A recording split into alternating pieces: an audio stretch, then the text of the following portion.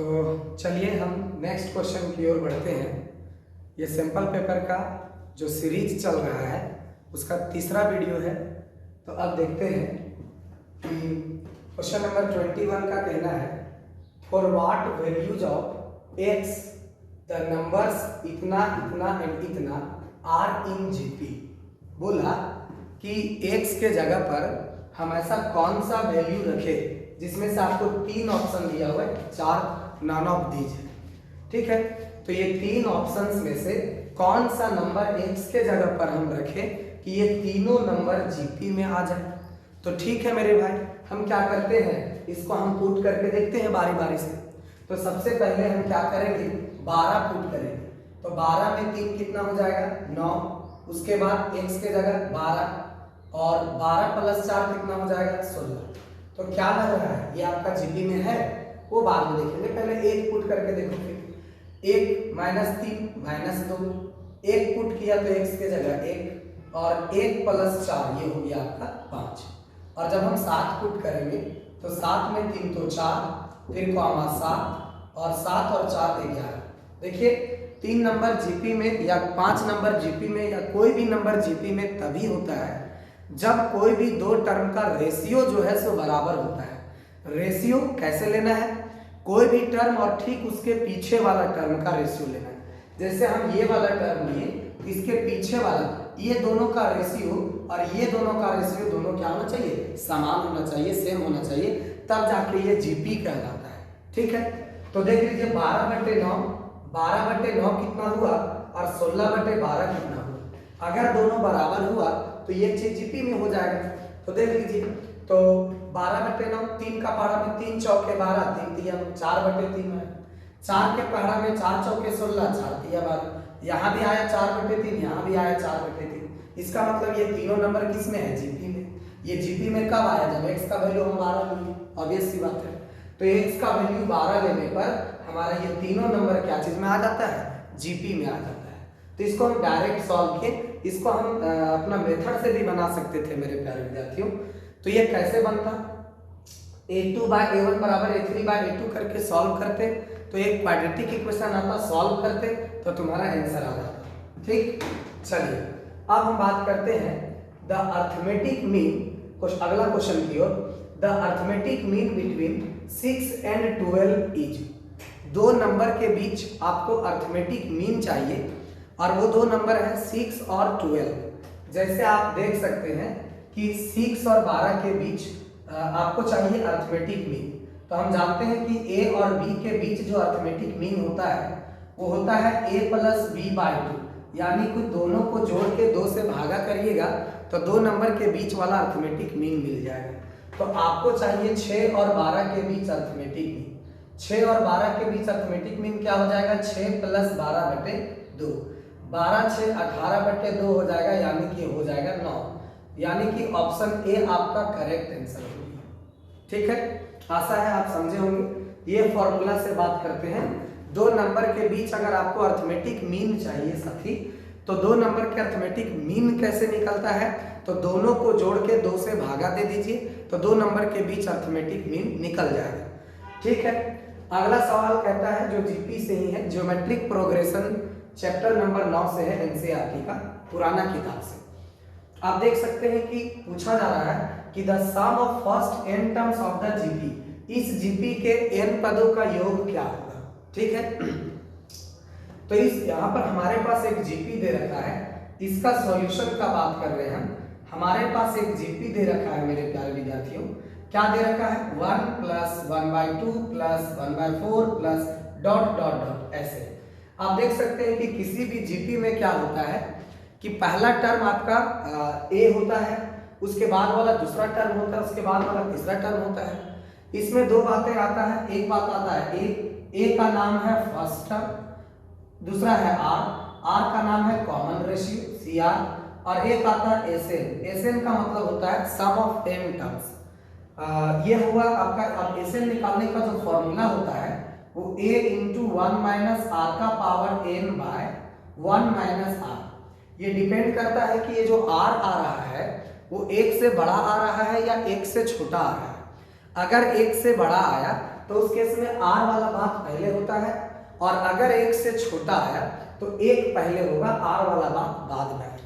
ठीक है मेरे प्यारे विद्यार्थियों, तो अब यहाँ पर देखिए, या जो यहाँ पर आपका जो फर्स्ट टर्म है हियर फर्स्ट टर्म इज 1, तो ए आपका हो गया 1, एंड कॉमन रेशियो जो होता है वो होता है एनी टर्म और ठीक उसके पीछे वाला टर्म, तो a2 बाय a1 कर दिए। a2 का वैल्यू अगर 1/2 है और बाय 1 करें तो ये तो आपका फाइनल रिजल्ट 1/2 ही दे देगा।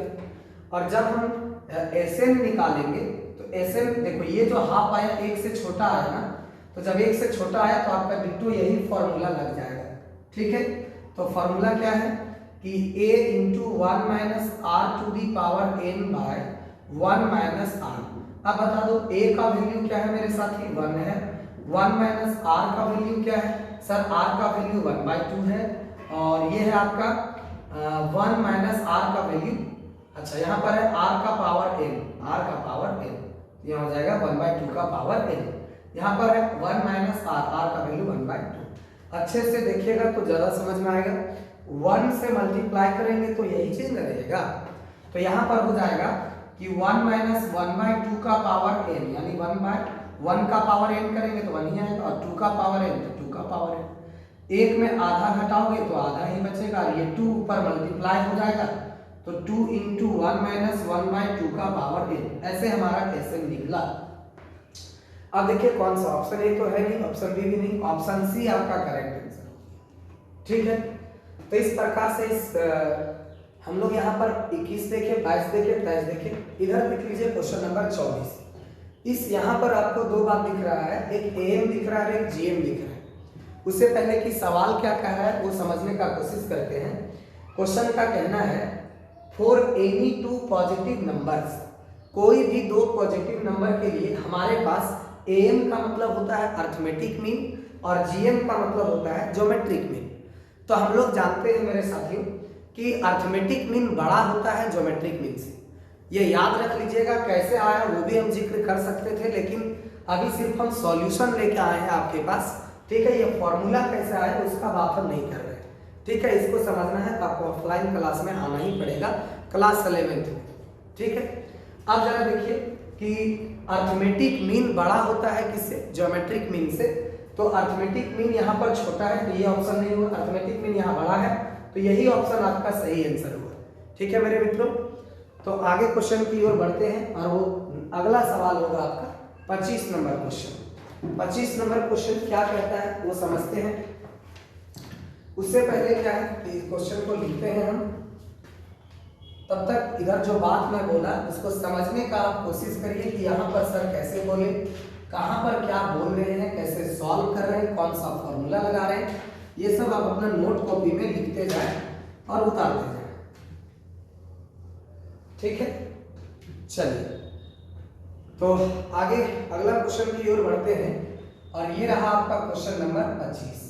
क्वेश्चन नंबर 25 का कहना है कि इफ अगर 3x - 4y + 9 is equals to 0 is and ax plus 6y plus 5 is equals to 0 are perpendicular,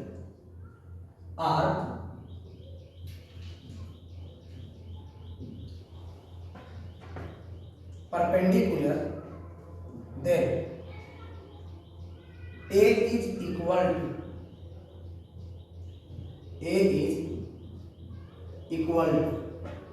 option A 3/4, option B 8, option C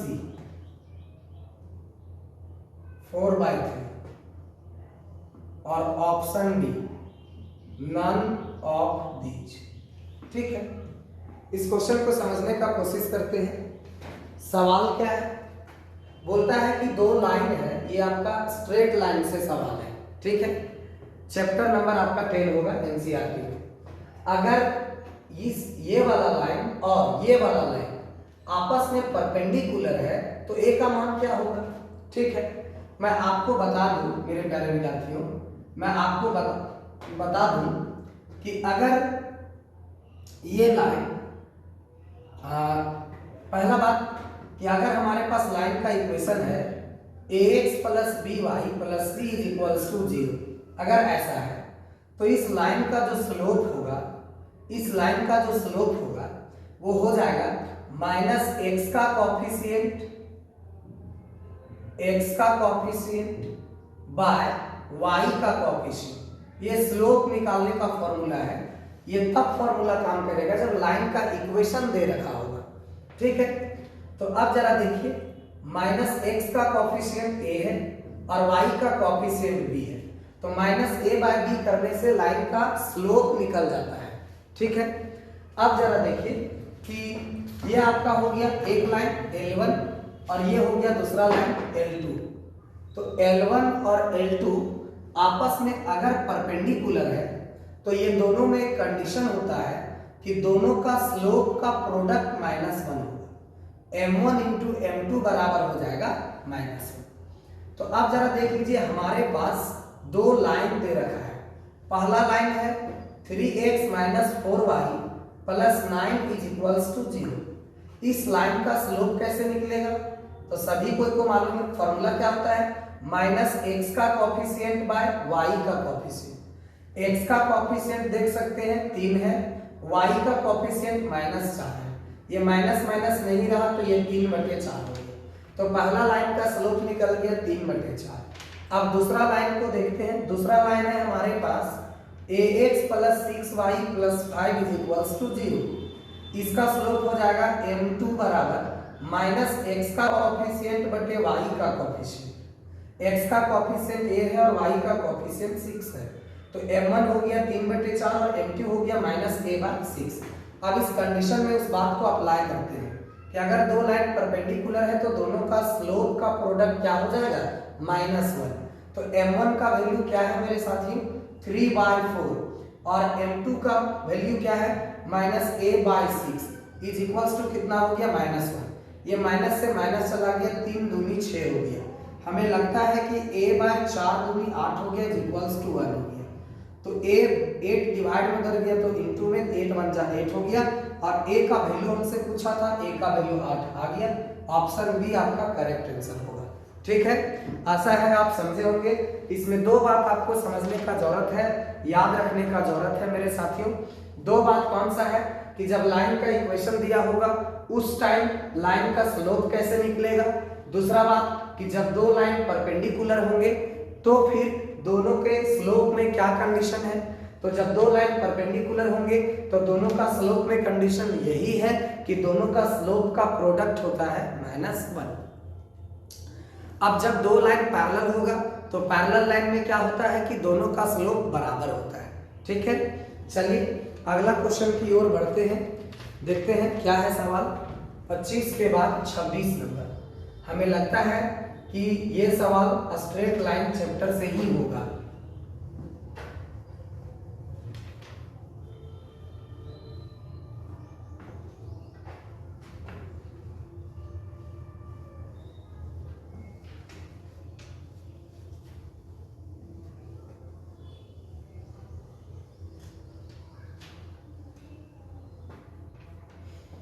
तो देखते हैं क्वेश्चन नंबर, तब तक इसको आप नोट डाउन करिए, इसमें बहुत इंपॉर्टेंट फॉर्मूला लिखा हुआ है। Question number 26, find the equation of the line that cuts of equal intercept on the coordinate axis and passing through the point this. पहले लिखते हैं क्वेश्चन क्या बोला, find the equation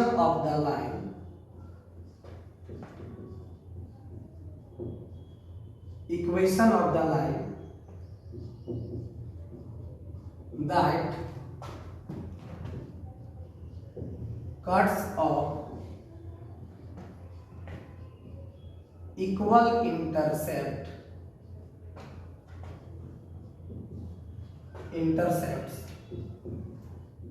on the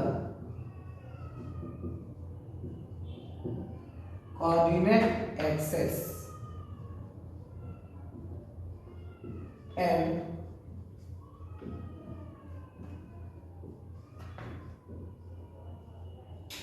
passing through the point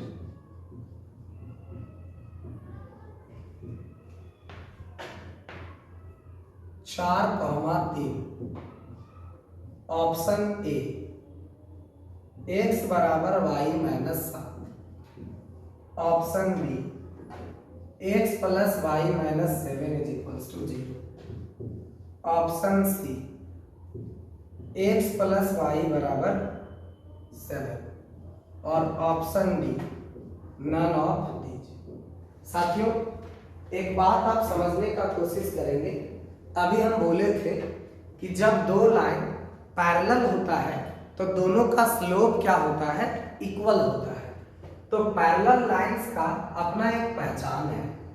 parallel lines का पहचान क्या है, सो जरा देखिए, ax plus b y plus c1 is equals to 0 and ax plus b y plus c2 is equals to 0। ध्यान दीजिए कि दो लाइन जब पैरेलल होता है तो उस केस में x का कोफिशिएंट और y का कोफिशिएंट दोनों में सेम होता है। अलग जो होता है वो होता है आपका कांस्टेंट टर्म, ठीक है। तो कांस्टेंट टर्म अलग हो जाएगा, तो इसमें क्या होता है कि पैरेलल लाइन में ये दोनों बात सेम होता है। अब बात को समझिए कि अगर ये कोई लाइन है, इसके पैरेलल वाला लाइन जस्ट इसी के जैसा होता होगा। अगर ये कोई लाइन है, अच्छा ये कंसेप्ट अगला क्वेश्चन में आएगा। यहां पर जो बोला है कि find the equation of the line that cuts of equal intercept on the coordinate axis. Coordinate axis में इक्वल इंटरसेप्ट बना रहा है एक लाइन, उसका इक्वेशन चाहिए। चलिए कोई बात नहीं, देखते हैं हम लोग। यहां पर ये हो गया आपका कोऑर्डिनेट एक्सिस में y एक्सिस और ये हो गया x एक्सिस, ये हो गया आपका x एक्सिस और ये हो गया आपका y एक्सिस, ठीक है। तो कहता है एक लाइन है जो x एक्सिस और y एक्सिस में इक्वल इंटरसेप्ट कट कर रहा है। अब इंटरसेप्ट के बारे में आपको बता दूं कि intercept is the length cut off by the line on the coordinate axis measured from origin. अगर आप समझे होंगे तो ठीक है, नहीं तो हिंदी में मैं बताता हूं कि इंटरसेप्ट एक लेंथ होता है जो कट किया जाता है किसी लाइन के द्वारा, जिसको मेजर किया जाता है ओरिजिन से। जैसे यहां से यहां तक जो लेंथ कट हुआ लाइन के द्वारा, इसी को कहते हैं इंटरसेप्ट। जो x एक्सिस में कट हुआ इसको कहते हैं x इंटरसेप्ट, इसको कहते हैं x इंटरसेप्ट, और जो y एक्सिस में लेंथ कट हुआ इसको कहते हैं y इंटरसेप्ट, ठीक है। अब जरा देखिए साथियों कि लाइन जो है पास कर रहा है पॉइंट से 4,3 से, साथ ही साथ ये बोला है कि इक्वल इंटरसेप्ट कट किया है। यानी अगर यहाँ पर a कट किया होगा तो यहाँ पर भी क्या होता होगा, a, x इंटरसेप्ट भी a और y इंटरसेप्ट भी a। अब हम जानते हैं कि जब कोई पॉइंट, ये बात हम लोग जानते हैं कि अगर लाइन का दोनों इंटरसेप्ट मालूम हो तो उसका इक्वेशन हो जाता है x बटे x इंटरसेप्ट प्लस y बटे y intercept is equals to 1। ये तब फॉर्मूला यूज होता है जब लाइन जो कट करता है x एक्सिस और y एक्सिस में इंटरसेप्ट, वो दोनों बात दिया रहता है तब। तो देखो x बटे x इंटरसेप्ट हम मान लिए हैं कि a है, प्लस y बटे y इंटरसेप्ट मान लिए हैं कि a भी a है, क्योंकि दोनों बराबर है ऐसा क्वेश्चन कह रहा है। Equal intercept is equals to क्या हो गया 1। a का एलसीएम क्या हो गया a, तो यहाँ पर हो गया x plus y is equals to 1। अब बता दो x प्लस वाई बराबर a बन जा a, इसको कह दो इक्वेशन 1। अब जरा समझिए कि जब कोई लाइन किसी पॉइंट से पास करता है तो वो पॉइंट उस लाइन के इक्वेशन को सेटिस्फाई भी करता है, ये आपको समझना पड़ेगा।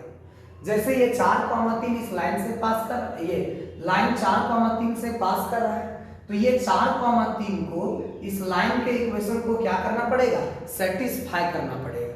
सेटिस्फाई करने का मतलब है x के जगह पर x कोऑर्डिनेट जाएगा और y के जगह पर y कोऑर्डिनेट जाएगा। तो x के जगह पर हो जाएगा 4 और y के जगह पर हो जाएगा 3 is equals to a।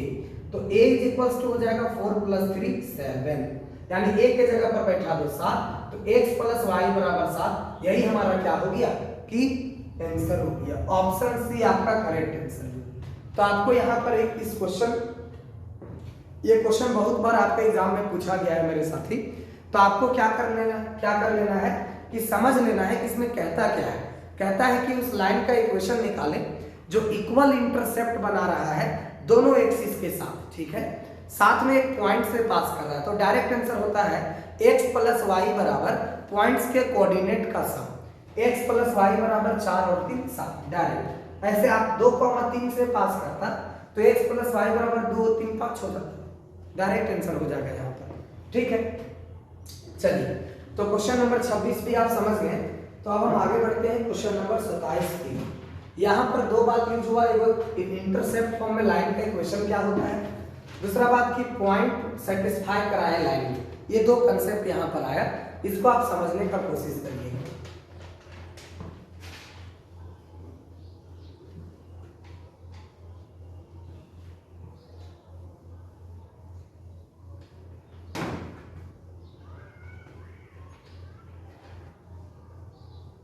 Next question की ओर बढ़ते हैं और वो है क्वेश्चन नंबर 27। 27 का कहना है find the equation of the line parallel to this line and passing through this point. ठीक है, चलिए क्वेश्चन है find the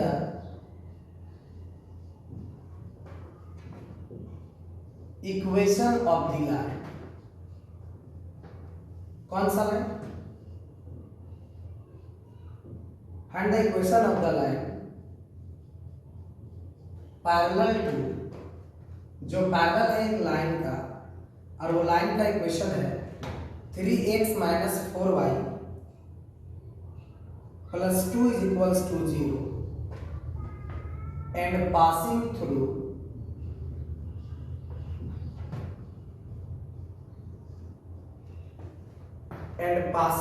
the point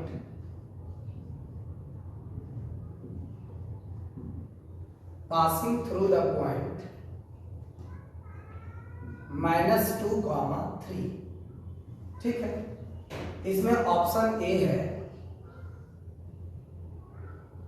3x plus 4y plus 18 is equals to 0। Option b है 3x plus 4y minus 18 is equals to 0। Option c 4x minus 3y plus 18 is equals to 0। Option b 3x minus 4y plus 18 is equals to 0। ठीक है, solution में हम देखते हैं इस question का क्या कहना है। कहना यह है कि एक लाइन का इक्वेशन ज्ञात करें जो पैरेलल हो इस लाइन पे और पास कर रहा हो इस पॉइंट से।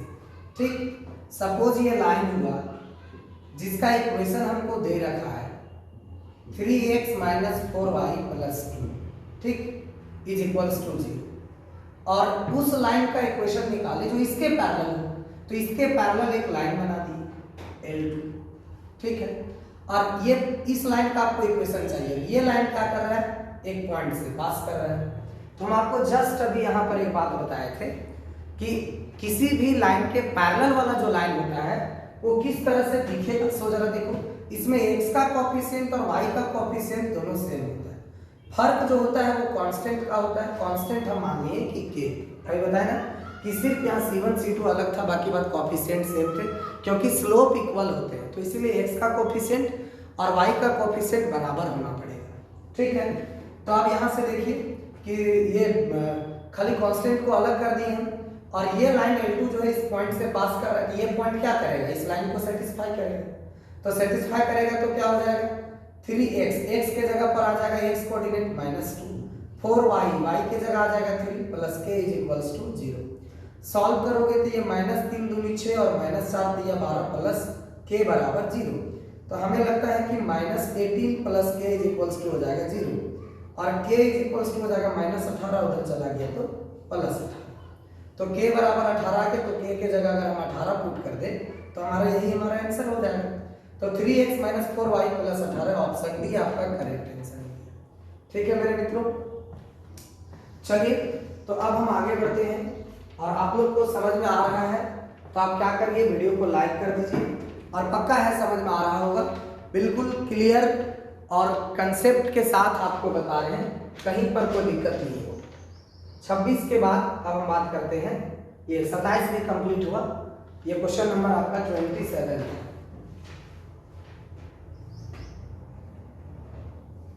अब 28 के पास आते हैं।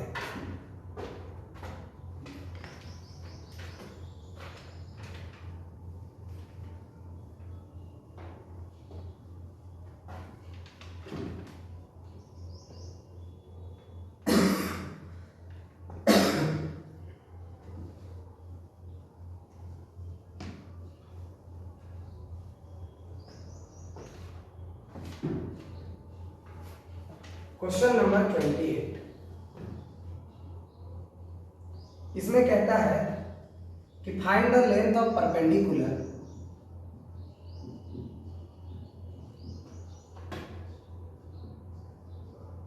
Length of perpendicular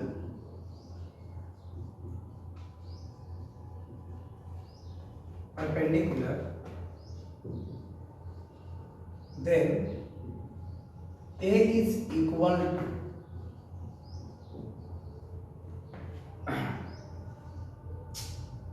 find the length of perpendicular, sorry ये दूसरा क्वेश्चन था लिखा है, find the length of perpendicular from the point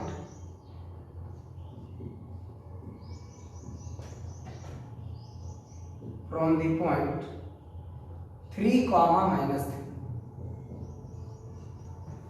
to the line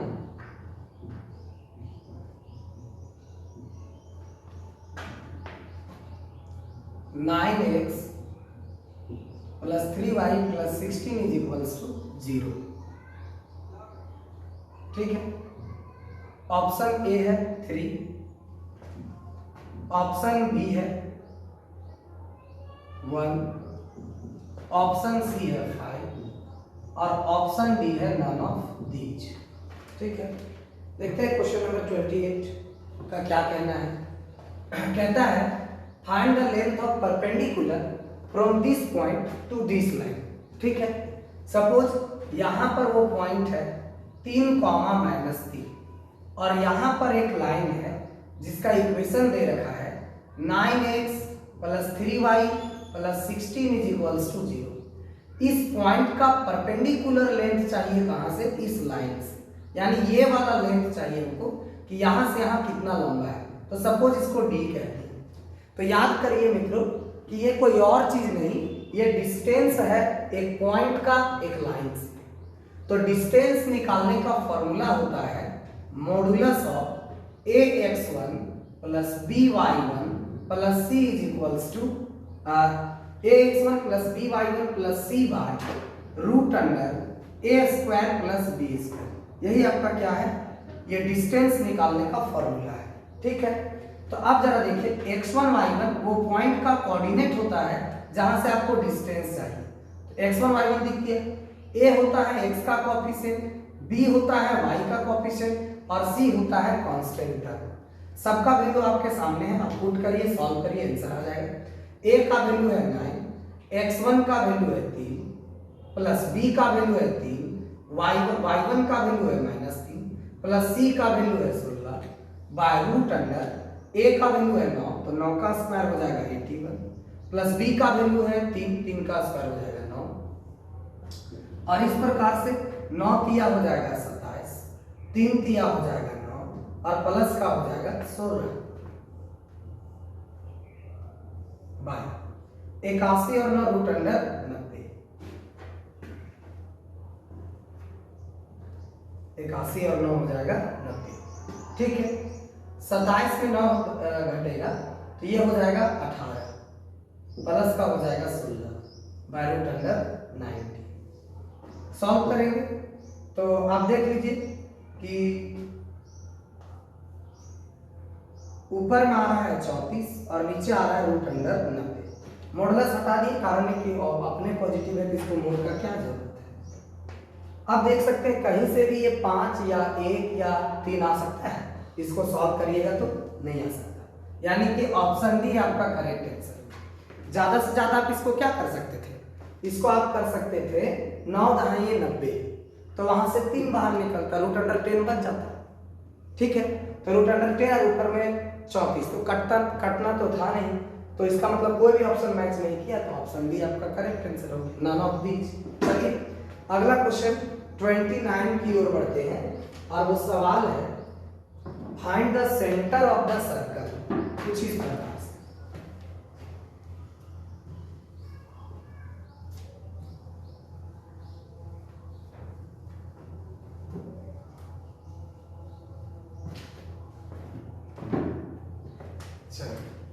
question number 29, find the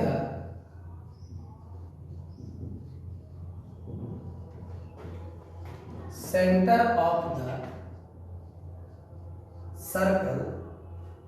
circle है x square plus y square minus 4x minus 8y minus 45 is equals to 0। Option A -4 minus 8, option B 2 4, option C 2 minus 4, option D none of these. ठीक है, अब जरा देखिए किसको कैसे बनाया है।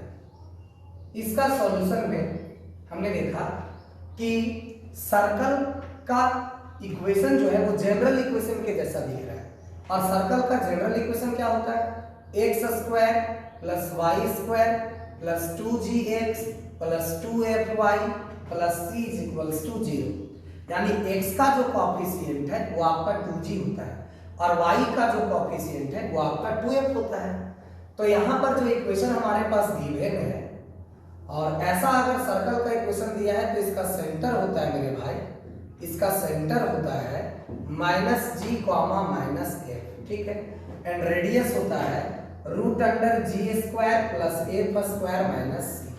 ठीक, तो यहाँ पर क्या हो जाएगा कि हमारे पास जो इक्वेशन दे रखा है सर्कल का, x square plus y square minus 4x minus 8y minus 45 is equals to 0। तो x का जो कोएफिशिएंट होता है वो 2g होता है, तो 2g के जगह -4। y का जो कोएफिशिएंट होता है ये 2f होता है, तो 2f के जगह -8। तो ये 2 2 जा कितना हो गया 4, यानी g बराबर हो गया -2 और f बराबर 2 4 जा 8, तो f बराबर हो गया -4। तो इसीलिए जो सेंटर हो जाएगा मेरे प्यारे विद्यार्थियों, सेंटर जो हो जाएगा इस सर्कल का वो होता है -g माइनस f, यानी कि g का निगेटिव और f का निगेटिव। तो g कितना है -2 का निगेटिव +2 और -4 का निगेटिव +4, यानी 2 4। ऑप्शन बी आपका इस सर्कल का सेंटर हुआ। बोलिए कोई दिक्कत? तो यहाँ तक आप समझ गए। नेक्स्ट क्वेश्चन की ओर हम बढ़ते हैं और वो क्वेश्चन है क्वेश्चन नंबर 29। ये 29 तो हो ही गया, अब आ जाता है 30। ये आपका क्वेश्चन नंबर 29 था। अब हम बात करते हैं क्वेश्चन नंबर 30।